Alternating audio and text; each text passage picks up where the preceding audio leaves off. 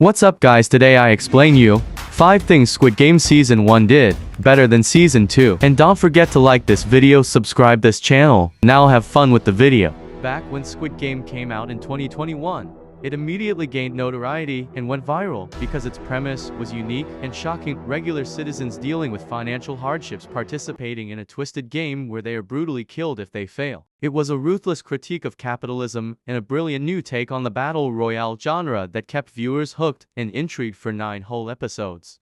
Naturally, Season 2 of Squid Game brought back the concept of the titular games, and the writers even implemented new types of games to keep things fresh and surprise audiences. Despite their efforts, it was almost impossible for Season 2 to replicate the impact of Season 1, and most viewers were undoubtedly aware of that when they started watching it. Another key aspect of Squid Game was the circumstances that forced everyone to participate in the games, even after they were given the option to leave. Season 1 had a relatively slow start because it carefully showed viewers how everyone was struggling financially and had no way to escape their horrible lives. This was a clever narrative device that made the deadly games feel like the only way out for both the characters and the audience. In comparison, Season 2 is much more direct. Viewers spend 1.5 episodes following Seong Ji-hun's mission to find the front man and put an end to the games before he's quickly forced to participate in them once again. While it's perfectly understandable why the writers did this, as some viewers may have grown impatient if the games didn't start as quickly as possible, this made them feel a lot less necessary and poignant when compared to the ones from the first season.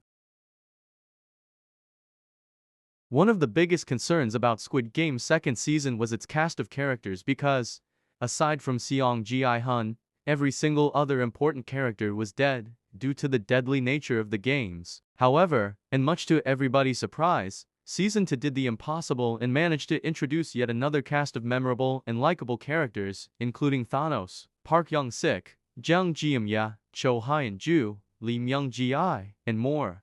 But there's one crucial aspect about the contestants in which Season 2 paled in comparison to Season 1, and it's their backstories. Back then, viewers spent a lot of time, not only with Seong Ji-hun but also with the other important characters, like Cho Sang-woo, Kang Sai-byak, and Ali Abdul, which later made their eventual deaths a lot more shocking. Season 2 barely covers the backstories and motivations of its participants, and thus, it feels like Ji-hun is the only. As the winner and sole survivor of the original season's games, Seong Ji-hun went through some major character development before the start of the second season. What was once a clumsy and irresponsible man with a heart of gold now became a serious and moody multimillionaire obsessed with his goal of stopping the games. Of course, this doesn't mean that Ji-hun became a bad protagonist, because his change is completely reasonable. Not to mention that some scenes in Season 2 show that he is still quite considerate, and that he doesn't want the people around him to die. But having a main character that was explicitly kind and a bit goofy made Season 1 a lot more lighthearted and turned Ji-hun into a beacon of hope in a show with such a dark atmosphere. Season 2 severely lacks this element, and it feels a lot more bleak and pessimistic as a result.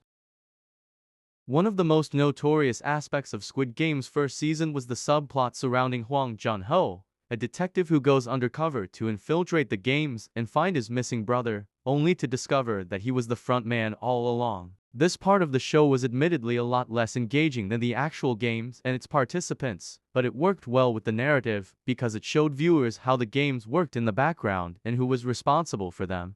Season 2 sadly didn't do the character of Hwang Jun-ho justice. After it's revealed that he survived the encounter with his brother at the end of Season 1, he briefly meets with Seong Ji-hun at the very beginning of the new one, only to spend every subsequent episode stuck on a boat, looking for the location of the games and getting tricked by the front man.